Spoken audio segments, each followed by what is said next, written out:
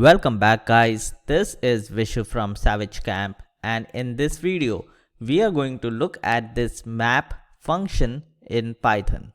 So to start with, the map function is going to take a function as the first parameter and an iterable item as the second parameter. What this means is you write a function, so we have a function addition which takes in a tuple 1, and all it does is returns tuple 1 of the first element with the second element, and we are going to add these two. And if I want to pass something over here, I will create a tuple like 1 and 2, and addition of t will return the addition of these two elements. So this is how we write a simple program using tuples. And oh, there's a typo over here, it should be 1. So this is how we write a very simple program. But what if I want to pass in a list of tuples? So if I have something like, let me copy this, I have this saved so I don't have to type it over and over again. So in this case, what I will have to do is for I in t, I'm going to do print addition of I, and this for loop is going to go over and print this out for me. And in order to avoid this for loop, we have the map function. So when I do map, I have to specify a function and I have to specify an iterable item. So our function over here is addition. Remember, we are passing this function to another function, so this is an argument, so remove the brackets, and we will pass in an iterable item which is like a list of tuples. And if I run this, we have 33, 92, 126, 74, and if I print this out, we should have something like that, and it actually gives us a map object.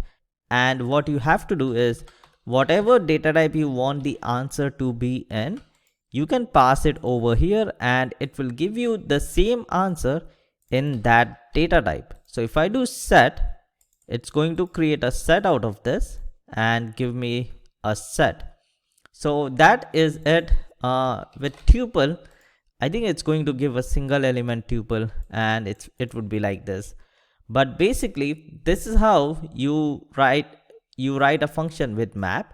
And for a practical use, let's define a lambda function. So we have to write a program to convert kilometers into miles, and I already have a list over here which is like a bunch of cities and their kilometers from London.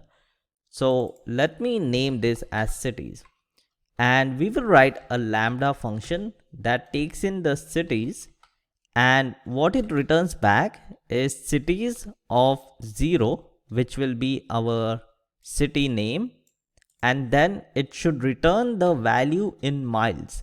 So 1 kilometer is equal to 0.6 miles. So this would be cities of 1, which is our kilometers, into 0.6. That is the conversion to miles of kilometers, and I will put it in a tuple like this. And let's do answer is equal to lambda of cities and this, and we already have the cities, so let's do print, and we will pass in a list. Let's do a map. We will map the function cities, and I will have to pass answer and cities. So now what I'm doing is I have a lambda function of cities that takes the city name and multiplies the kilometers into miles and returns back a tuple of the city and the value in miles. And what I'm doing is using this function as the first parameter, and the second parameter is going to be a list that is iterable. So if I run this now, you will see the values change, and these are the values in kilometers. So we can do miles is equal to this, KMS is equal to let's do cities. Actually let's do it cities for simplicity's sake, and I will print out, actually let's do cities in miles is, let's go to the next line and do a miles. So if I do this now, let's remove that, and you will see this is in kilometers and this one is in miles. So that is how you use a map function. You pass in a function and you pass a list or an iterable item, and what this map does is it would take every element of this iterable item and pass it to the function and get a value back and store it in a list. The same way I can do set.